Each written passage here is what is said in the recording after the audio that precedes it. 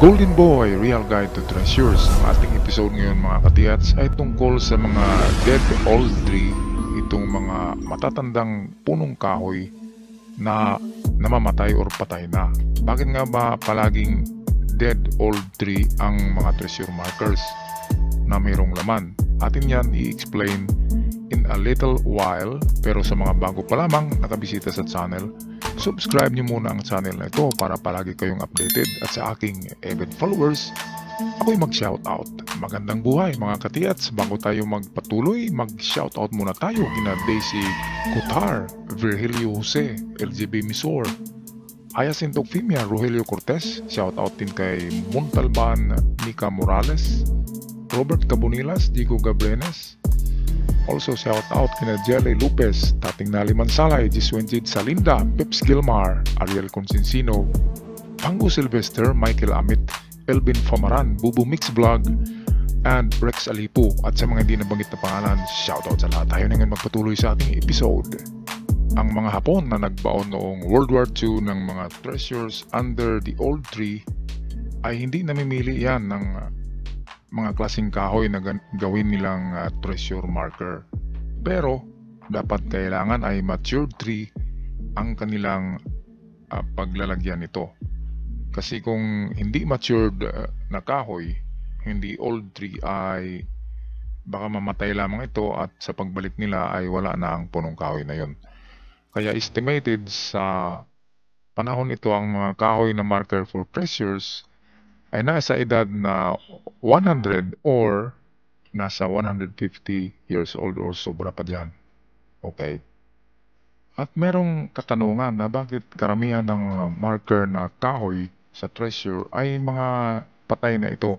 Tinatawag na dead old tree sa English. Okay, ang kasagutan niyan ay ating ipapakita maya-maya lamang sa ating illustration kung bakit namamatay palagi ang mga kahoy na mayroong laman underneath or below sa kanya na mga inilagay ng mga treasures.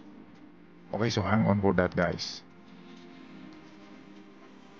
Alright mga katiyats, ito ang isang diagram na ginawa ko base sa mga na-recovered na treasures under the old tree. Okay, kaya karamihan ng mga old tree na ito ay namamatay at hindi nagtatagal ang kanilang buhay. Kasi ang pinaka-reason nito ay ang kanilang mga ugat, halimbawa ganito, ay hindi na masyadong nakasipsip ng tubig o fertile soil. Kasi mismo sa kanyang baba ay nandyan ang konkreto. Pwedeng concrete vault na binuhusan ng semento sa ibabaw, or pwede rin itong treasure bunker na mababaw lamang underneath sa kahoy. Kaya yan ang nangyari sa kanya. O kung hindi man ay pwedeng walang treasure bunker, pero ito ang ipapakita ko sa inyo. Pwede wala yung treasure bunker na yon, pero ito yung itsura sa ilalim ng lupa. Ang underneath ng kahoy ay hollow or tunnel na ito or cave.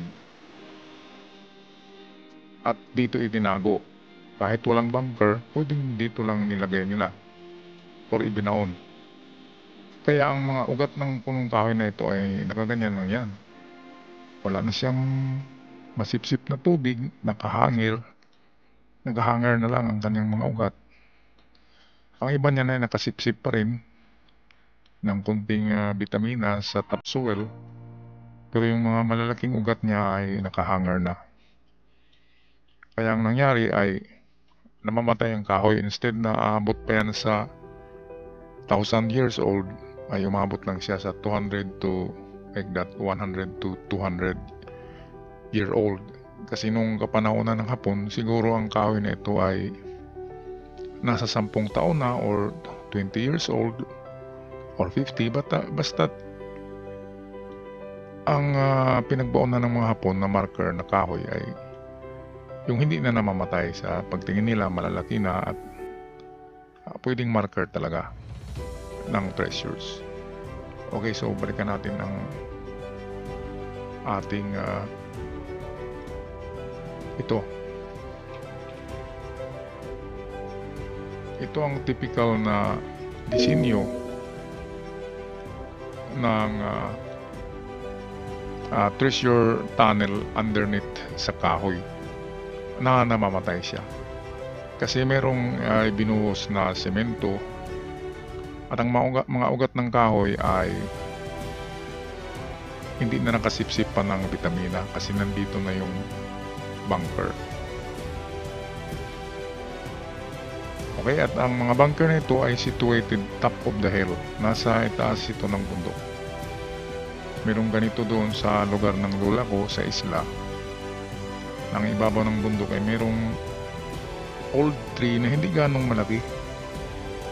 Hindi mo akalain na treasure marker siya kasi hindi siya tuog, hindi rin siya nara. Ordinaryo lang siya na kahoy na nag-iisa lang doon sa tuktok ng bundok.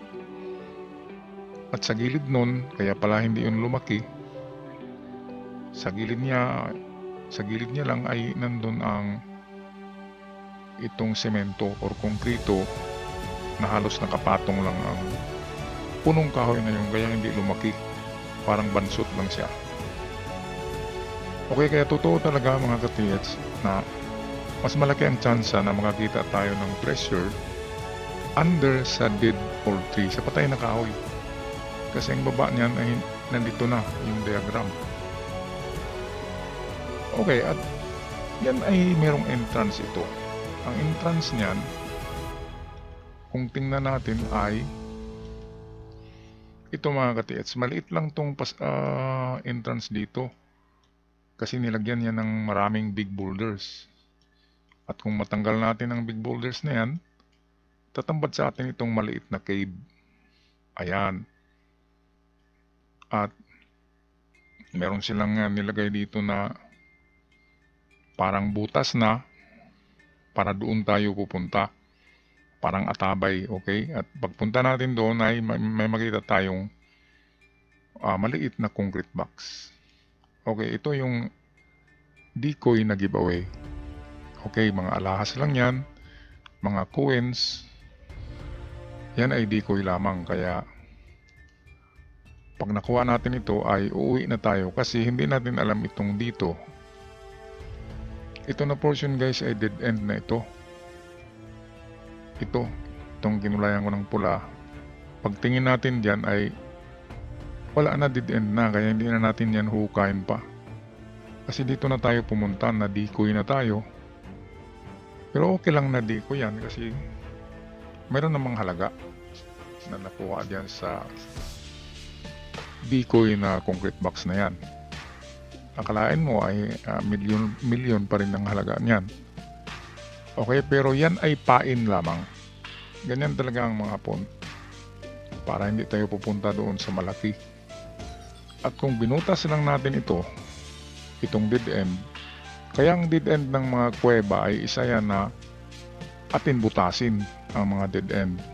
Katulad sa nakuha ni Rogelio Rojas sa Baguio City, yung The Golden Buddha, nasa pader yun. May pader pala ang tunnel na konkreto.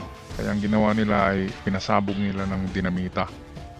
Kasi hindi nila kayang butasin yun. Makapal. Concrete kasi na pangyera ang mix. Itong bunker ang tawag. Kaya kahit butasin natin ito, hindi natin ito mabubutas mga katiyats. Kasi ang nakasilyo na ito. So ang daanan niyan ay pwedeng dito tayo sa baba, gaganyan tayo, mag-detour, gagawa ng ibang daanan, or pwedeng sa ibabaw dito, or kung pwede dito, ito na portion, dito tayo maghukay sa ibabaw. At itong dito ay hindi na natin kaya butasin yan kasi makapal nga yan at matibay na semento, kaya mag-iba tayo ng daanan. At pag nalagpasan na natin ito, ay ito na naman ang ating makikita. Maliit na chamber, pero Nandito na makikita nyo na ang merong daanan yan ang treasure bunker. Meron siyang entrance na maliit. Hindi pwedeng walang entrance. Ang nakasilyo lang ay itong dito. Before the entrance at before the treasure bunker, yun ang pinakasilyado ng mga portion ng cave or tunnel. Okay mga katiyats. Dito wala nang problema. Papasok na tayo dyan. Kasi dito nga lang yung pinakamahirap.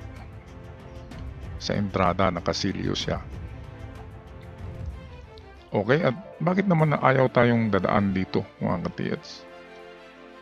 Sabi ko na sa inyo, kahit bombahin pa yan, kahit tulugan pa yan ng bomba ng eroplano, hindi mabubutas yan kasi makapal yan, 1 meter mahigit. At ang ginamit na semento dyan ay kasing tigas ng bakal. Kaya hindi talaga yan mabubutas. Kaya hindi tayo pwedeng dumaan dito. So, X na ito. Ang hindi matibay niya na portion ay itong dito. Pwedeng dito tayo. Ang gilid niyan ay hindi matibay. Ganon din dito. Kahit ganyan lang tayo, pwede tayo dadaan dito. Pero merong opening niya na maliit. Nakakasiyang tao. Maliban lang kung dito tayo dadaan sa walang opening, butasin talaga natin yan. Pero hindi na yan makapal kapag gilid. Lalo na pag dito tayo sa bottom, mas madali dyan kasi lupa na yan. Hindi na nila sinimento ang nito, ang flooring. Dito lang sa illustration ay nakasimento pa rin. Ang mga bunker ay ang ibabaw at ang wall, dingding lamang ang kanilang binubuhusan. Ang ground ay na yan, itong natural bedrock. Okay, so sana meron kayong na picture out mga katiyats sa ating diagram ngayon about treasure under the old tree. Okay, yan talaga ay mga totoo yan na mga treasure recovered under the old tree. At ito yung isa sa kanyang diagram.